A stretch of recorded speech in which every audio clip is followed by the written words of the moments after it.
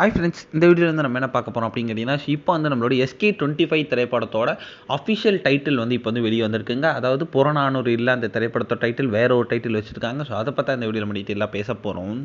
இப்போ வந்து தமிழ் சினிமாவில் முன்னணி நடிகராக இருக்கிறதா நம்மளோட சிவகார்த்திகேயன் அமரன் திரைப்படத்தோட வெற்றியை தொடர்ந்து வந்து அவரோட நடிக்கிற திரைப்படங்கள் எல்லாத்துக்கும் வந்து இப்போ வந்து எதிர்பார்ப்பு ரொம்பவே அதிகமாகிடுச்சு.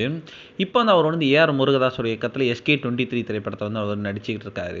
ஏன்னா வந்து இப்போ வந்து SK25 திரைப்படத்துக்கான அறிவிப்பு வந்து கொஞ்ச நாளைக்கு முன்னாடி வந்து அஃபிஷியலாக வெளியிட்டிருந்தாங்க. ஸோ இந்த திரைப்படத்தை வந்து நம்மளோட சுதா கோங்கனா தான் இயக்குறாங்க. ஸோ இந்த திரைப்படத்தை வந்து டான் பிக்சர்ஸ் தான் தயாரிக்கிறாங்க. மேலும் வந்து இந்த திரைப்படத்தில் வந்து நம்மளோட சிவகார்த்திகேயனுக்கு வில்லனாக வந்து ஜெயம் ரவி நடிக்கிறாங்க. அதுக்கப்புறம் வந்து நம்மளோட சிவகார்த்திகேயனோட தம்பி ரோலில் அதர்வா நடிக்கிறாங்க. இன்னும் வந்து இப்போ வந்து SK25 படத்துக்காக வந்து புறநானூறு அப்படின்ட்டு வந்து பெயர் விட்டுட்டது வந்து முதல்ல வந்து சொல்லப்பட்டுச்சு. ஆனால் வந்து இப்போ வந்து அந்த தலைப்பு இல்லை அப்படின்னு வந்து இப்போ தான் அஃபீஷியலாக நியூஸ் வந்திருக்குங்க. அதன்படி பார்த்தா வந்து நம்மளோட SK25 திரைப்படத்துக்கு வந்து 1965 அப்படின்ட்டு வந்து பெயர் வைக்கலாம் அப்படின்ட்டு வந்து ஒரு நியூஸ் கிடச்சிருக்கு. ஸோ இதுக்கான போஸ்டர் வந்து இன்னும் கொஞ்சம் நாட்கள் வெளியிடும் அப்படின்ற ஒரு நியூஸ் கிடச்சிருக்கு. கண்டிப்பாக வந்து இந்த ஒரு பெயர் வந்து நல்லா இருக்குது அப்படின்னு வந்து ரசிகர்கள் சொல்லிட்டு இருக்காங்க. ஸோ இந்த ஒரு போஸ்டருக்காக ரசிகர்கள் ரொம்ப ரொம்ப ஆவலாகவே காத்துக்கிட்டு இருக்காங்க.